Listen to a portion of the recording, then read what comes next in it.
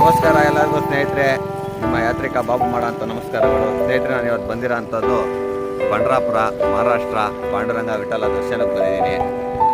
ಮತ್ತು ಇಲ್ಲಿರೋ ಅಂಥ ಚಂದ್ರಭಾಗಿ ನದಿ, ಈ ಪಂಡ್ರಾಪುರದ್ದು ಪಾಂಡುರಂಗ ವಿಠಲದ್ದು ಎಲ್ಲ ಸಂಪೂರ್ಣ ಮಾಹಿತಿನ ನಿಮಗೆ ಕೊಡ್ತೀನಿ.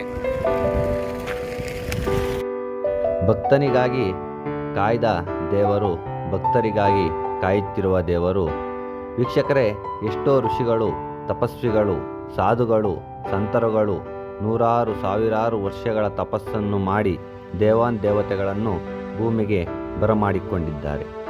ವಿಷ್ಣುವಿನ ಅವತಾರವಾದ ಪಾಂಡುರಂಗ ವಿಠಲನ ಭಗವಾನ್ ವಿಠಲ ಅಥವಾ ಪಾಂಡುರಂಗ ವಿಠಲನು ತನ್ನ ಭಕ್ತನಿಗಾಗಿ ಕಾಯ್ದ ಕತೆ, ಭಕ್ತರಿಗಾಗಿ ಕಾಯ್ತಿರುವ ಸ್ಟೋರಿನ ನಾನು ನಿಮಗೆ ಹೇಳ್ತೀನಿ.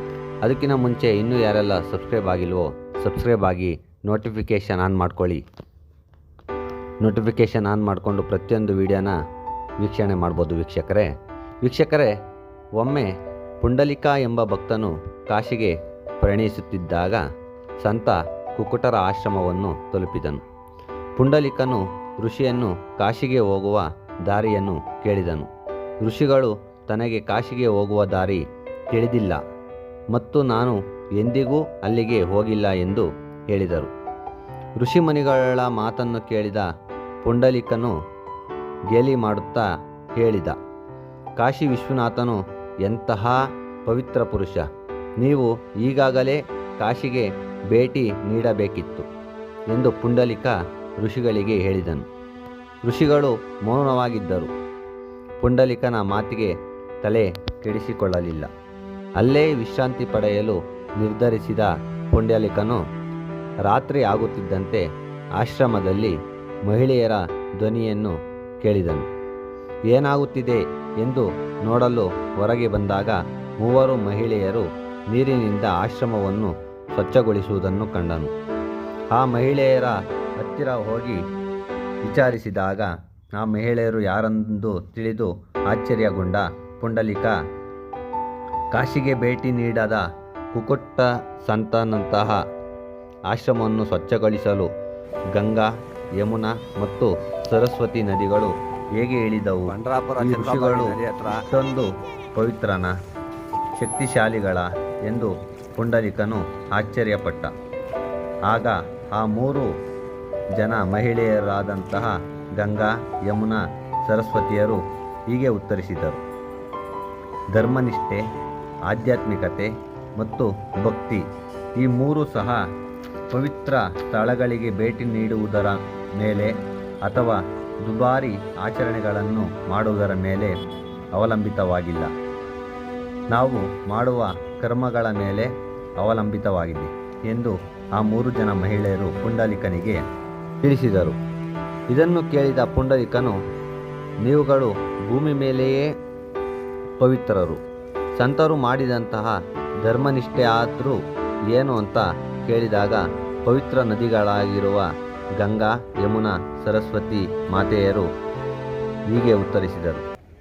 ಕುಕ್ಕುಟ ಮಹಾಋಷಿ ತನ್ನ ಹೆತ್ತವರಿಗೆ ಅತ್ಯಂತ ನಿಷ್ಠೆಯಿಂದ ಸೇವೆ ಸಲ್ಲಿಸಿ ಪಾಲನೆ ಮಾಡಿ ಆ ಒಂದು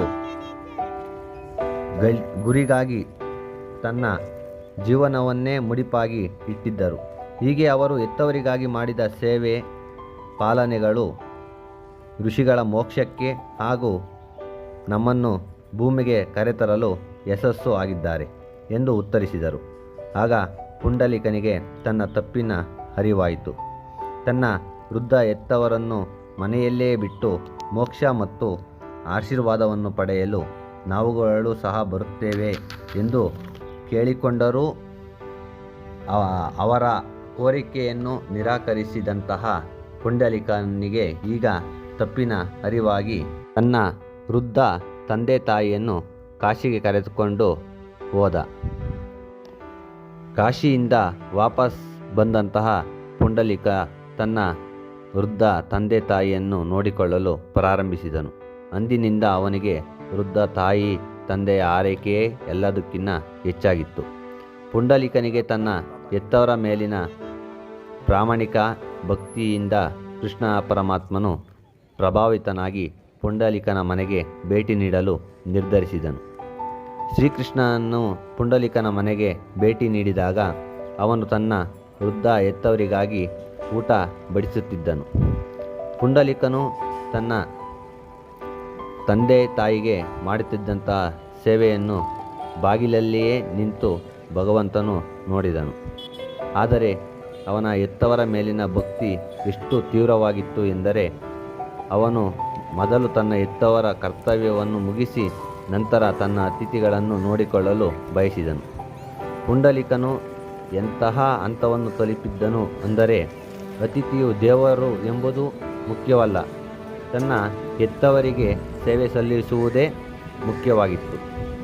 ಆಗ ಬಂದಂತಹ ಶ್ರೀಕೃಷ್ಣನಿಗೆ ಒಂದು ಇಟ್ಟಿಗೆಯನ್ನು ಕೊಟ್ಟು ನಿಲ್ಲಲು ಹೇಳಿದನು.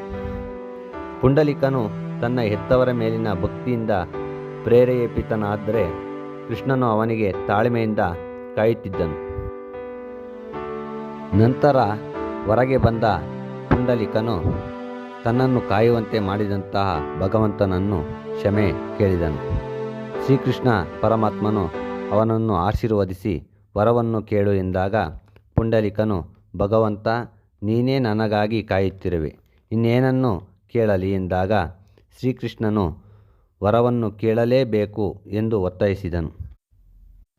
ಆಗ ಪುಂಡಲಿಕ ಭಗವಂತನತ್ರ ಈ ಥರ ವರ ಕೇಳ್ದ: ಭಗವಂತ, ಭೂಮಿಯ ಮೇಲೆ ಇದ್ದು ತನ್ನ ಭಕ್ತರನ್ನು ಆಶೀರ್ವದಿಸಿ ನೋಡಿಕೊಳ್ಳಬೇಕೆಂದು ಬೇಡಿಕೊಂಡನು. ಇಂದಿನವರೆಗೂ ಸಹ ಶ್ರೀಕೃಷ್ಣ ಪರಮಾತ್ಮನು ಇಟ್ಟಿಗೆ ಮೇಲೆ ನಿಂತು ತನ್ನ ಭಕ್ತರಿಗೆ ಆಶೀರ್ವದಿಸುತ್ತಿದ್ದಾನೆ. ಈ ಮಾಹಿತಿ ನಿಮಗೆ ಇಷ್ಟ ಆಗಿದ್ದರೆ ಲೈಕ್ ಮಾಡಿ, ಇನ್ನೂ ಸಬ್ಸ್ಕ್ರೈಬ್ ಆಗಿಲ್ಲ ಅಂದರೆ ಸಬ್ಸ್ಕ್ರೈಬ್ ಆಗಿ.